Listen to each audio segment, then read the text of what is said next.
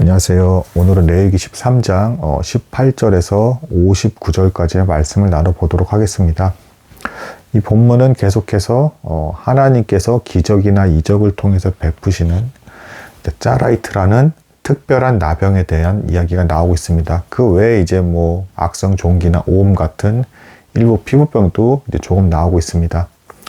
그러니까 여기서 말하는 이 나병은 우리가 상식적으로 생각하는 그런 나병이 아니라 하나님께서 기적이나 이적을 통해서 죄인에게 징계의 도구로 사용하시는 특별한 나병이 되겠습니다. 그래서 이 나병은 근본적으로 죄를 상징하는 것이고, 이걸 통해서 죽을 수 있기 때문에 죄가 곧 우리를 죽인다. 우리가 죽는 근본적인 원인은 죄 때문에 죽는 것이다 라는 것을 보여주는 본문이기도 하겠습니다. 또한 여기 이 본문에서 보여지는 특징은 앞에서 보여줬던 이제 본문들의 특징과 동일합니다. 무슨 얘기냐면 굉장히 상세하고 이제 디테일한 이제 기준들을 적용하고 있는데, 제가 그 5대 제사 설명드릴 때도 속죄제나 속건제는 이제 죄에 대한 이제 제사기 때문에 더 이제 그 복잡하고 세밀한 어떤 기준이 적용이 된다라고 이제 말씀드린 적이 있고, 화목제 같은 경우에는 제물에 암수 구별도 없고 여자도 고기를 먹을 수 있고 이렇게 이제 다른 기준이 적용이 된다라는 걸 말씀드린 적이 있습니다.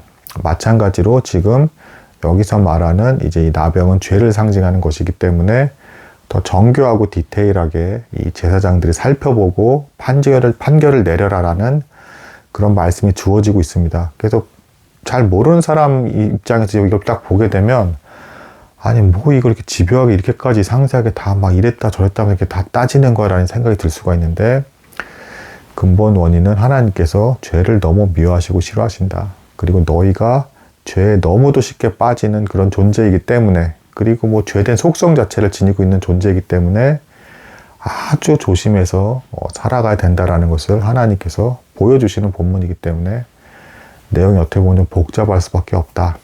이렇게 볼 수가 있겠습니다. 그 의도를 이해하시고 보시면 이제 좀 저항감이 좀 덜할 수가 있으니까 제가 말씀을 드리는 겁니다.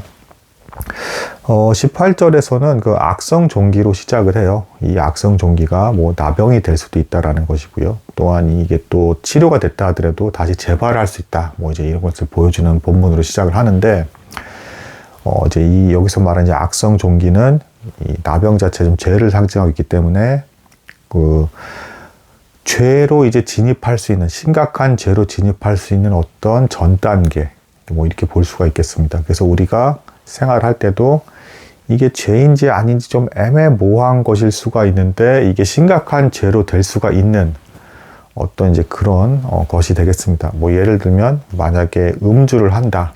근데 사실은 성경에서는 술을 도무지 마시지 말라라는 내용이 아니라 이제 술 취하지 말라라는 이제 계명이 있죠. 근데 내가 하루에 한 잔 정도는 괜찮은 것 같아 해서 마시다가 이것이 나중에 심각하게 잘못된 습관으로 돼버리면 너무 많이 마시게 되면서 나를 망가뜨리고 죽음에 이를 수도 있게도 할 수 있는 것이죠. 이제 이것과 유사하게 악성 종기는 굳이 지금 방금 비유와 비교하자면 술 한 잔 이렇게 볼 수가 있겠습니다. 그러다 이것을 너무 많이 마시게 되면 온갖 죄를 범하는 그런 사람이 될 수가 있겠죠.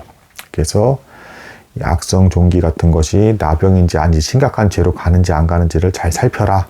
그러니까 우리의 잘못된 습관 중에 어떤 것이 심각한 죄로 될 것 같으면 하지 마라, 막아라, 이런 의미를 담고 있겠습니다. 또한 재발 여지가 있다라는 것은 또 뭐가 되겠습니까? 사람마다의 어떤 기질적인 어떤 차이가 있는데, 특정 죄에 대한 속성에 대해서 유독 약한 사람이 있어요. 어떤 사람은 도박에 약하다든가, 어떤 사람은 이제 식탐이 너무 심해서 먹는 걸 잘 절제를 못한다든가, 어떤 사람은 성욕이 너무 강하다든가, 기타 등등 각자의 어떤 약한 부분이 있는데, 이런 부분은 내가 순간적으로는 죄를 잘 다스릴지 모르겠지만 언제 다시 재발하고 나쁜 습관이 될지 모르겠죠. 그러니까 이런 부분에 대해서도 더 잘 살피고 조심해라 라는 어떤 가르침이 있겠습니다. 또 특이한 점은 이제 불을 통해서 환부가 상한 경우에도 이제 나병이 생길 수가 있다라는 어떤 이런 내용이 나오는데, 이걸 해석을 하기를 이렇게 해석하기도 합니다. 여기서의 불은 분쟁과 다툼, 그러니까 너희 회중 무리 중에서 분쟁과 다툼이 곧 나병처럼 심각한 죄가 될 수 있는 여지가 있는 것인데, 그런 불꽃 같은 분쟁과 다툼이 아예 없게끔 조심해라. 이렇게 가르침을 주기도 합니다. 또 오매에 관한 이제 내용도 나오는데, 뭐 오매에 관한 것도 이제 뭐 이게 나중에 나병이 되나 안 되나 뭐 이게 정상이냐 아니냐 따질 때 이제 원래 뭐 머리카락 색깔이 뭐 변했다고 보면 이제 부정한 것이 이렇게 보는데, 원래 색깔이 변했다라는 거는 이제 원래 우리가 잘 지키고 있던 것들이 바뀌게 되었을 때, 이 원래 잘 지키고 있는 게 바뀐다는 게 뭐 외형적인 어떤 예식만을 말하는 게 아닙니다. 우리 어떤 순수하고 좋았던 마음이 바뀌어서 이제 뭐 매너리즘에 빠진다든가 하나님에 대한 사랑 혹은 성령이 소멸되는 단계로까지 가는 어떤 그런 형태의 죄가 되지 않게끔 조심해라 라는 의미의 계명이 되겠습니다. 이제 그 다음 본문에서도 이제 대머리에 대한 얘기도 나와요. 이제 오늘날에 우리는 이제 뭐 대머리가 유전으로 이제 내려간다라고 이제 생각해서 뭐 이게 뭐 뭐랄까 이제 질병이나 이런 게 아니라는 걸 알겠지만, 이 당시의 사람들은 뭐 그런 과학적인 지식은 없으니까 대머리도 질병이 아니야 뭐 이렇게 생각할 수도 있겠죠. 근데 여기서 어쨌든 대머리 자체는 부정한 것이 아니라는 걸 분명하게 이제 하나님께서 선포해 주십니다. 그러니까 대머리는 죄된 것이 아니고, 또한 경우에 따라서는 오히려 뭐 이런 측면까지 있었습니다. 엘리사가 대머리라고 놀림을 받았다가 이제 그렇게 놀린 아이들이 이제 벌을 받는 어떤 그런 끔찍한 어떤 장면이 나오기도 하는데, 어쨌든 그러한 것들이 대머리 같은 어떤 이런 신체적으로 우리가 보기엔 좋아 보이지 않는 것들이 하나님의 위엄을 이제 손상시킨다든가 그 사람 자체의 어떤 고유의 가치를 낮추게 만드는 것은 아니다. 그러니까 우리가 보기에 질병일 수도 있을 법한 부분이 아닌 경우도 있다. 그냥 정한 것이다. 라고도 이제 볼 수 있는, 여지를 남겨주는 본문이 대머리에 관한 이제 본문이 되겠습니다. 하지만 여기서 추가로 이 대머리인 상태에서 머리에 이제 그 어떤 그 나병이 난다 그러면 눈에 너무 선명해 확 띄는 거잖아요. 이런 경우에 대해서는 이제 여지없이 아주 강하게 더 이제 그 부정하다라고 이제 얘기를 하고 있고요. 왜냐하면 그렇게까지 공조로까지 다 보여지는 사람은 부정하다라고 판결하지 않는 건 그만큼 사회가 부패했고, 그다음에 대제사장들과 제사장들이 역할을 하지 않고 있다. 하나님의 뜻이 이루어지지 않고 있다는 걸 보여주는 것이기 때문에 노골적으로 그렇게 대머리에 나병이 난 경우에는 더 명확하게 부정하다는 표를 했다.